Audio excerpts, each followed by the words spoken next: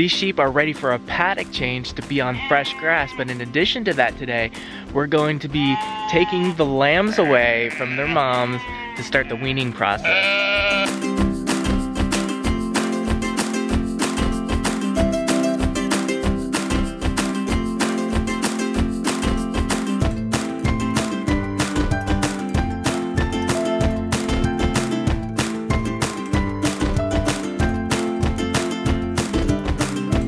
I'm not a fan of weaning just for the sake of weaning, but sometimes it is necessary.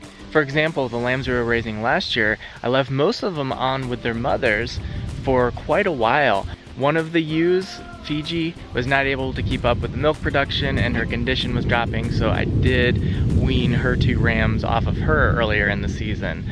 And that is why I'm going to be weaning again today. Actually, for that and another reason. First reason is I have 2 ewes, Fiji again, and Clover, who are not able to keep up with the milk production. We're now over the minimum amount of time that it takes in order for the lamb's rumen to develop and be able to process nutrition. And that's at the 8-week mark where the rumen reaches that maturity and no longer is solely dependent on its mother's milk for survival. Reason number 1 is for the health of the ewes, and reason number 2 is it looks like we may have found some buyers for some of our lambs. I've put the word out that I need to rehome some of our lambs. I need to downsize as a result of some of the things going on in our homestead right now. So I've gotten some responses and it looks like some people might be interested. So I want to start the weaning process now so it's less stressful for the lambs when they leave to go to their new home. They're not just getting taken away from their mother for the first time and having to go to a new home. There's a bit of strategy going on here too, where the sheep are in this paddock right now. This paddock shares a border with my old sheep corral from last year, which is still intact. The paddock where the sheep are going is on the back side of this corral area. And they're gonna have this nice big paddock here with all that tall grass over there. So the plan is to get the lambs in the corral and the sheep into the next paddock. So the timing of all this is really critical of separating the lambs into their own corral.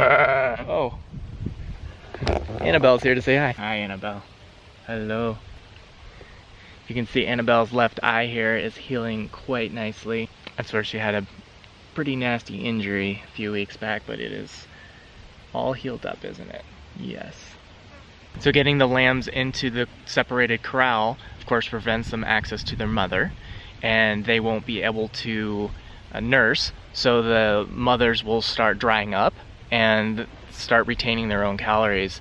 And the other benefit of having them in this corral right here is when buyers come to look at them or purchase them and take them home, they're in a centralized location, all in one spot, and they're right off our driveway, so the vehicle will be able to pull right up and we'll get them right in to whatever method of transportation they're going in. And that is a significantly better way to do it rather than keeping the lambs on pasture and trying to wrangle them up while they're on pasture and then get them carted off. And weaning is a very stressful experience for both the mother and the lambs, so we try to mitigate that stress by keeping the lambs close enough to the mother. So this cattle panel right here will serve as the barrier between them, so they'll actually be able to stick their heads through and touch noses, and this reduces their stress. They'll be able to stay in constant contact with each other. It's not like they won't be able to see their mom, and the mom will still be able to see the lambs. So that's Clover right there with the 2 lambs nursing on her, and she is just in really bad condition. You can see how skinny she is. So these 2 lambs are definitely getting separated out so she can start to regain her condition. So that brings us to the question of how do we separate the lambs into the corral? How do we actually physically affect this move?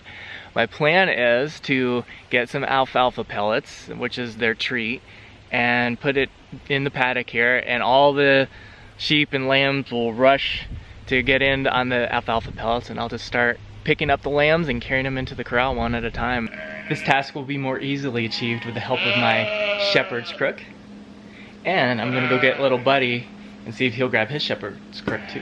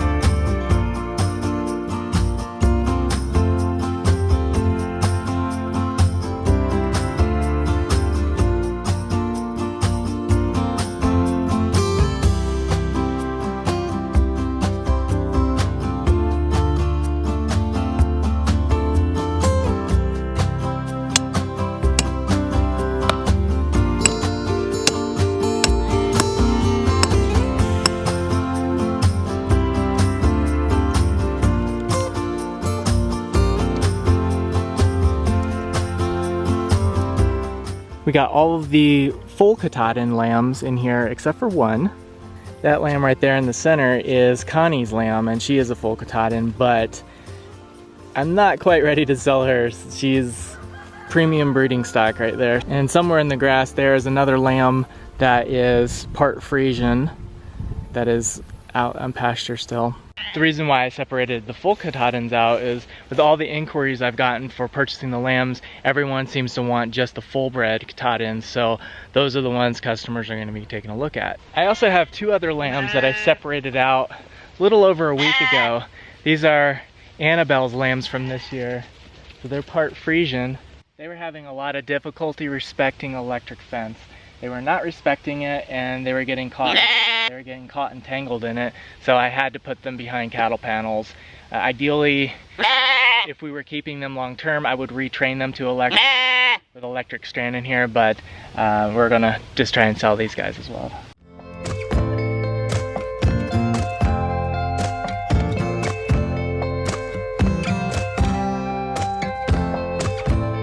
We did not do very well on eggs today. Only 7 eggs, and this one's kind of nasty. I'm guessing the sudden drop off in egg production is a result of the heat. It just started getting hot here the last couple days in North Idaho. In fact, just a week ago, when I was out here rotating the sheep, I was in my field coat because it was like 40-something degrees out, but now it is getting hot. And as you can hear, this first day of weaning is not a happy day for the lambs. How are you guys doing?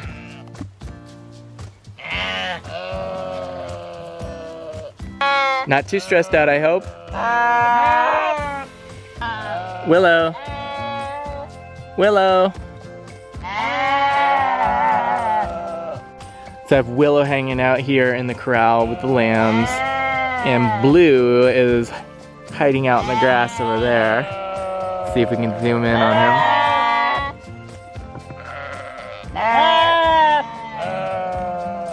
him. There's Blue right there. It's going to be noisy here for the next few days, but this is just part of the process, and I just have to hope that my neighbors are super understanding.